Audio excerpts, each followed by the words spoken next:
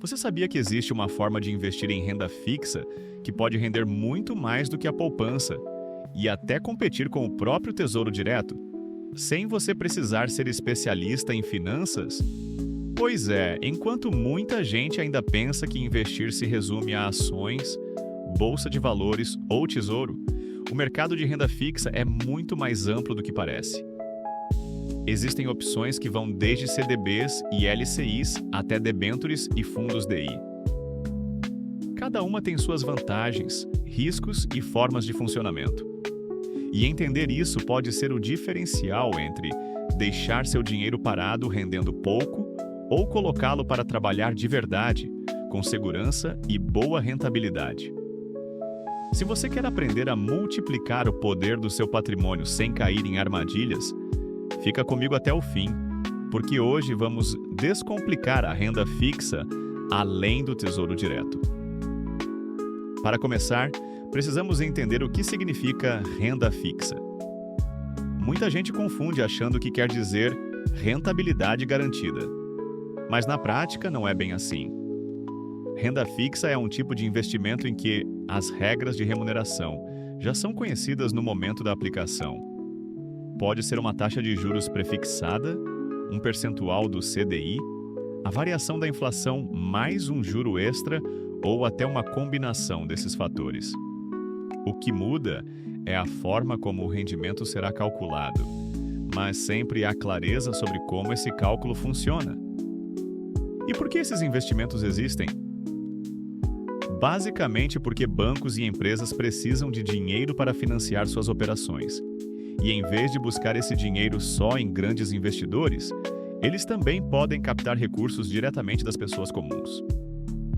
É aí que entram produtos como CDBs, LCIs, LCAs, debêntures e até fundos DI, que conectam a sua necessidade de investir com a necessidade dessas instituições de captar recursos. Vamos começar pelo mais conhecido, o CDB, Certificado de Depósito Bancário. Ele é emitido pelos bancos e funciona de maneira simples. Você empresta dinheiro ao banco e recebe em troca uma remuneração definida no contrato. Essa remuneração pode ser prefixada, pós-fixada atrelada ao CDI ou até híbrida, combinando inflação mais juros. O ponto forte do CDB é a segurança, já que ele conta com a garantia do FGC, o Fundo Garantidor de Créditos, para valores de até R$250 mil por CPF e por instituição. Isso significa que, se o banco quebrar, o FGC devolve seu dinheiro até esse limite. Além disso, muitos CDBs oferecem liquidez diária, ou seja, você pode resgatar a qualquer momento sem perder rendimento. Por outro lado, quanto maior a liquidez, geralmente menor a taxa oferecida. Seguindo na lista, temos as LCIS e LCAS, letras de crédito imobiliário e do agronegócio.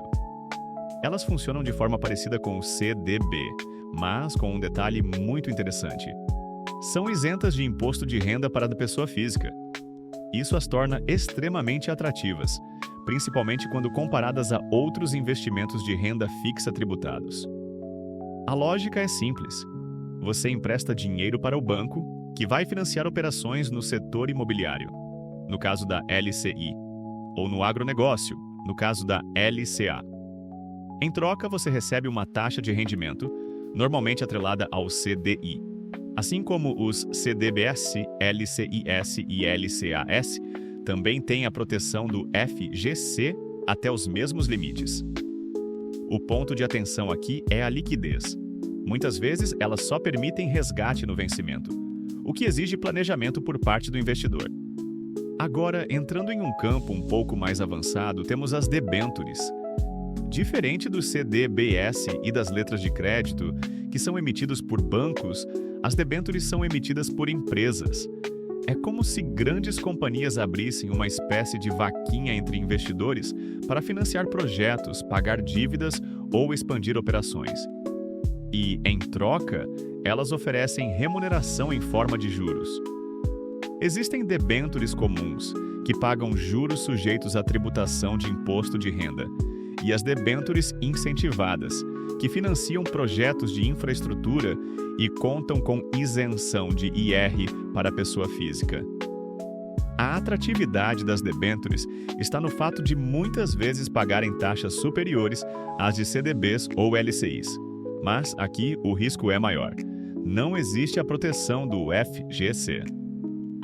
Se a empresa emissora não tiver condições de pagar, o investidor pode sair no prejuízo. Por isso, analisar a solidez da companhia é fundamental. Outro instrumento que merece destaque são os fundos DI. Eles reúnem recursos de vários investidores e aplicam principalmente em títulos de renda fixa atrelados à taxa Selic ou CDI. A grande vantagem dos fundos DI é a praticidade. Você investe com pouco dinheiro, tem liquidez rápida e não precisa se preocupar em escolher os títulos individualmente. É como terceirizar a gestão da sua renda fixa. Em compensação, eles cobram taxas de administração, que podem corroer parte da rentabilidade se forem muito altas. Além disso, diferentemente de CDBs ou LCIs, fundos não contam com a garantia do FGC. E aqui chegamos a uma parte essencial: os riscos. É comum associar renda fixa à ideia de risco zero, mas isso não é verdade. Existem basicamente dois tipos de risco nesse universo. O primeiro é o risco de crédito, que é a possibilidade da instituição emissora não honrar o pagamento. Esse risco é pequeno nos bancos grandes, mas pode ser maior em bancos menores ou em empresas emissoras de debêntures. Para mitigar esse risco, existe o FGC, que cobre CDBs, LCIs e LCAs até R$ 250 mil por CPF por instituição, limitado a R$ 1 milhão a cada 4 anos, em caso de múltiplas quebras. Já as debêntures e os fundos DI ficam de fora dessa proteção, o que exige ainda mais cautela na escolha. O segundo risco é o chamado risco de mercado, ligado à marcação a mercado dos títulos. Isso acontece quando você vende um título antes do vencimento. Dependendo da variação da taxa de juros, o valor de mercado do título pode estar maior ou menor do que o que você pagou. Em CDBs com liquidez diária e fundos DI, isso é pouco perceptível, mas em debêntures ou letras de longo prazo, pode fazer bastante diferença. Outro fator importante é a liquidez. Muitos desses investimentos só permitem resgate no vencimento. Isso significa que se você precisar do dinheiro antes, pode ficar na mão ou ter que aceitar perdas.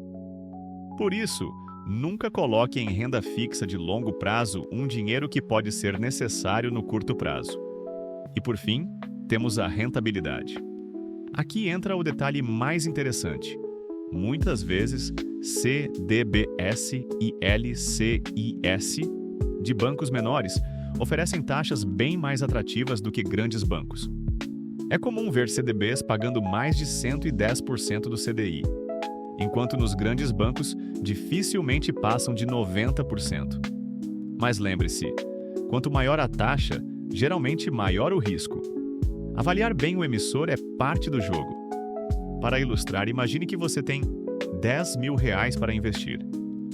Se aplicar em um CDB de um grande banco pagando 90% do CDI, pode ganhar algo em torno de 9,7% ao ano, considerando o CDI a 10,75%.